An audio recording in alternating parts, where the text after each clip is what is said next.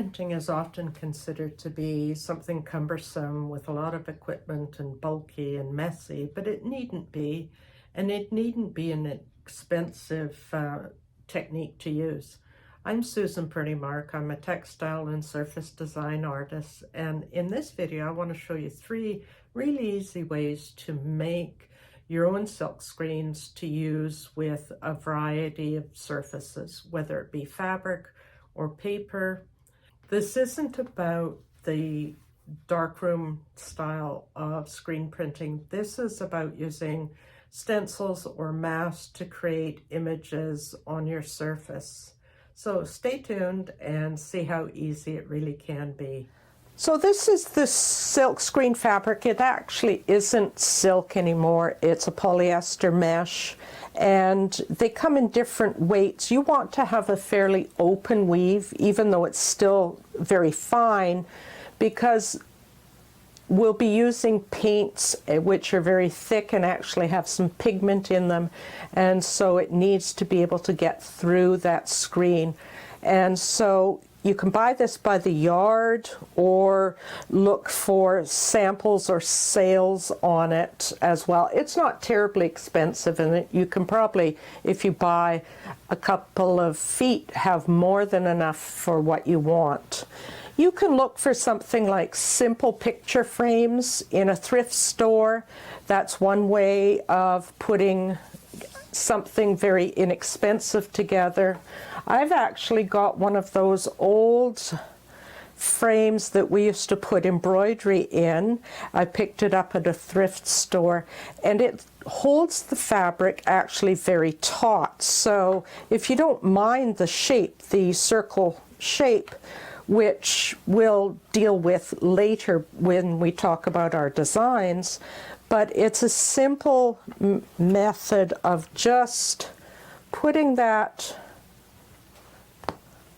mesh over top and pushing down the sort of rubber ring, and it holds the screen fabric surprisingly taut. And then once you've done that, you can simply cut away the excess. And this is meant to be a fairly usable but disposable screen. We can get into the pre-made screens, and a good screen, a well-made screen, will last you for years and years if you take care of it properly. You'll see that this one has been varnished, and that's an important thing to do to seal the wood from the water when we get into the washing and cleaning, and it does do a good job. This one I have taped on the back, and we'll show you when we get into the printing why it's important to have what's called a well in the bottom of the screen when you're moving the paint across. So that's a pre-made one. They can be expensive, but they will last you a long time. Look for sales and that online. Now here's a set of stretcher bars that I bought at the art store. They weren't very expensive, and the great thing is that you can customize whatever size you want.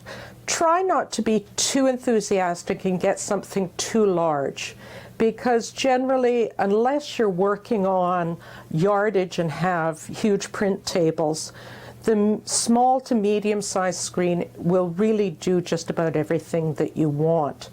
Bigger screens are cumbersome to move around, they're heavy, and as I found out, the large screen that I have nowhere to wash it because it doesn't fit in the sink, and so I have to wash it outside with a hose. Now, this is the Silkscreen fabric, and I've cut it roughly about a generous inch larger. Oh, and the other thing to remember about these stretcher frames is one side is often slanted, so it's got a slant downwards towards the center on one side, and the other side is flat. You want to staple the screen onto the side that's flat, or I guess you could consider it the back of the frame. And I start with a staple gun and putting a staple in one side, turning it. Turn the frame rather than trying to turn yourself around, and a little bit of tension on there, but don't make it too taut. You don't want to pull it and distort the fabric. And then I can put it there and there. Then as I go around, I'm just from side to side, and I will staple about every 1.5 inches or so, particularly into the corners, and then I'll show you how to trim the mesh off. So now I've got the screen all stapled into the frame, and it's nice and firm there. There's a little bit of a give, but it's not significant.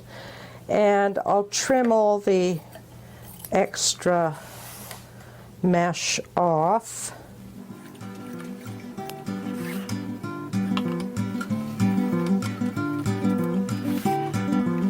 I actually found that some of the staples didn't go in completely, so I went around with the hammer and just hammered them in place.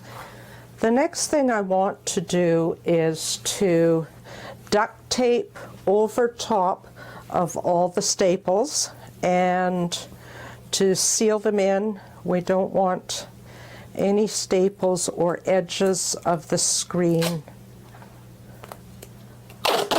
in place. So I'm going to move a little bit more than an inch or about an inch in, and that helps to build the well as well. And I'll do that on all 4 sides, covering those staples and bringing the tape around the side and onto the front of the screen.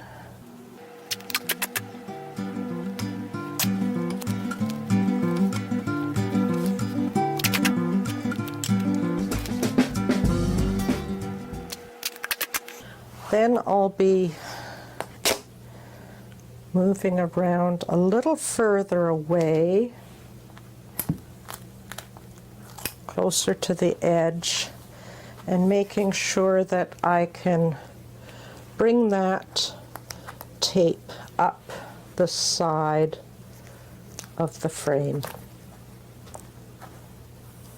And I'll continue that on all 4 sides, and the screen will be ready to use.